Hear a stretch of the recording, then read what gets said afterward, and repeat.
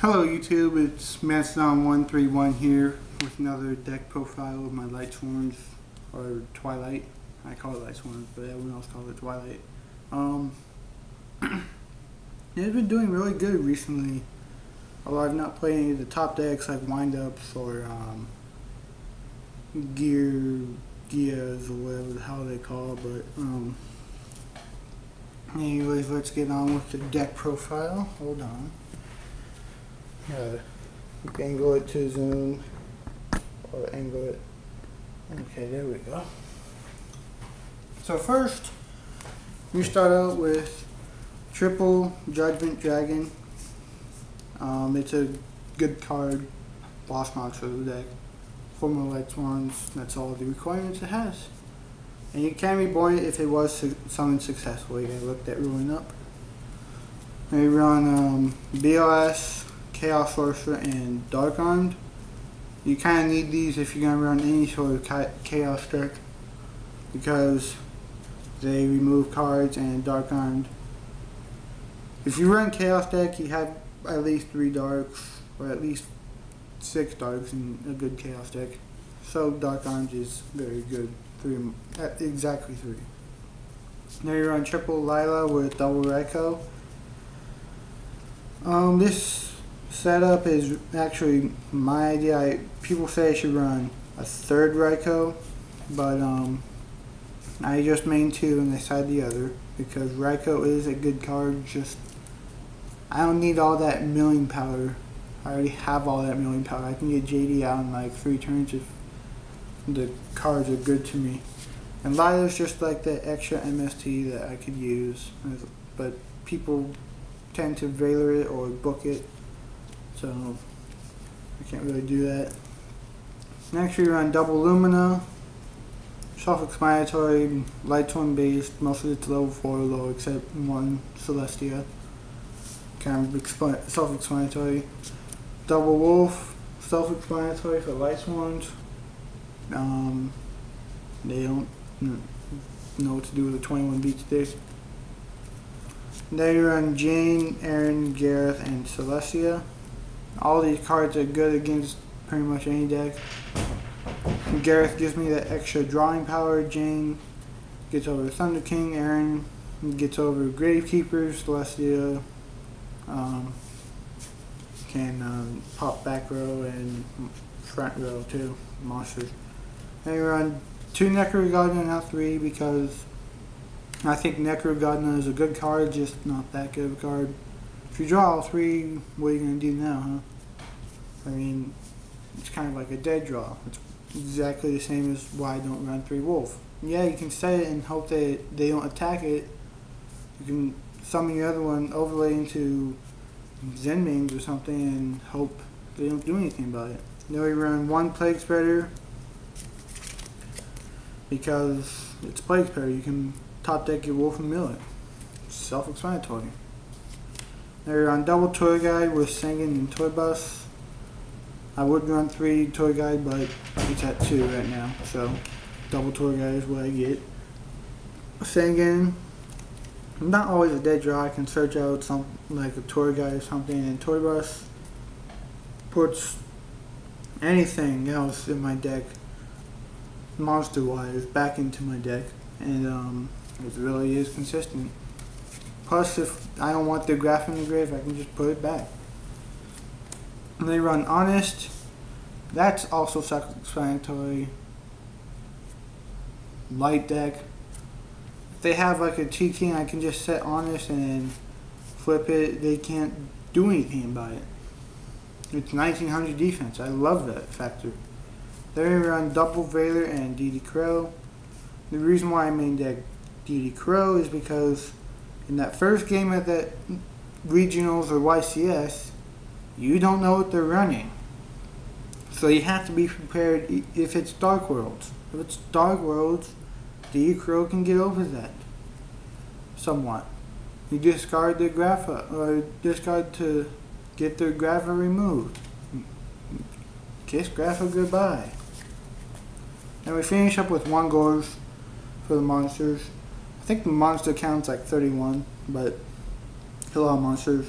Gorge is very consistent. It's a good card because people don't expect it. Some people are stupid and tackle their highest monster first. I never do, so. They run triple solar recharge and charge of the Light Brigade. Self-explanatory. Lightsworn, solar recharge, you like D-draw, except you have to mill after, and it's for Lightsworns. Then we run some staples. 2 MST, Heavy Storm. You need at least 2 MSTs in this format with all that back row power going on. 3 Magical Cylinder, double Mirror Force, double Torrential, double Biomass, double Solemn Warning. You know, it's kind of simple. And then Monster Reborn, Dark Hole, Book of Moon. You'll see all of these in almost every deck, with the exception of Gatekeepers, minusing these two, but it's really consistent and it has to be in every deck. If it's not, you will lose, guaranteed. You cannot win. Then we run Foolish Burial because Wolf is around still. Then I attack in double Reincarnation and I run Power of Avarice.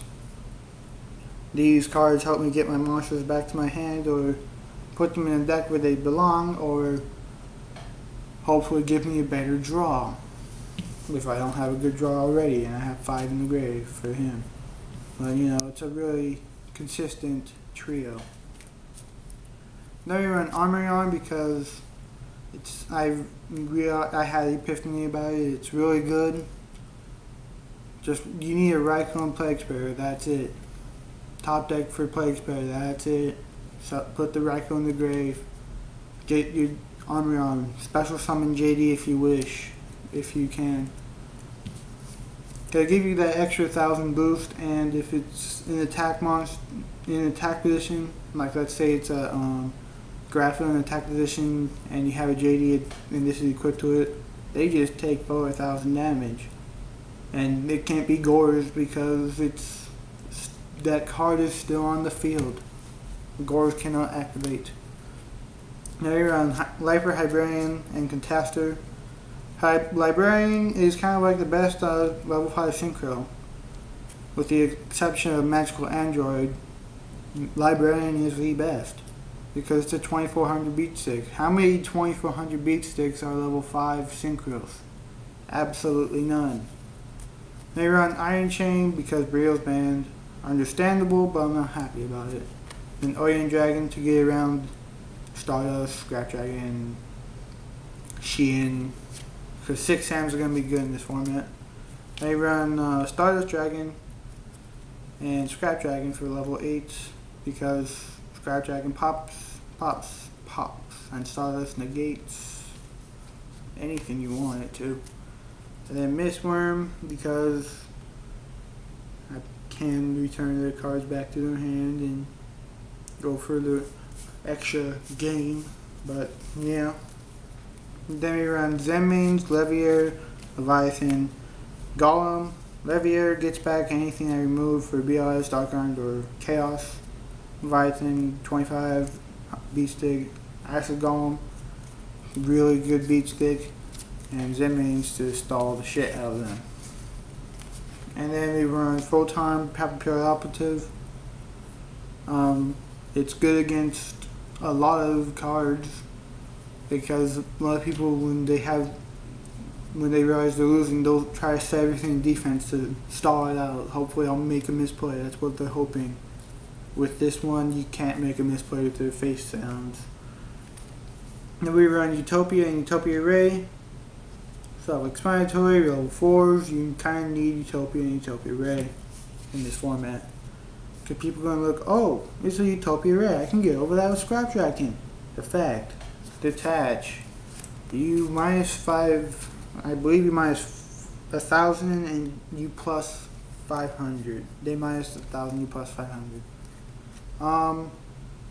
Side deck is Spirit Reaper, Raikou, Mole, D-Crow. Self-explanatory. Stalling, can be stalling, that's usually what it's item for. Crows to get rid of some of those pesky plays like Dark World. Night Beam because Dark Worlds with their Eradicators, they can chain it. E-Heroes can chain everything.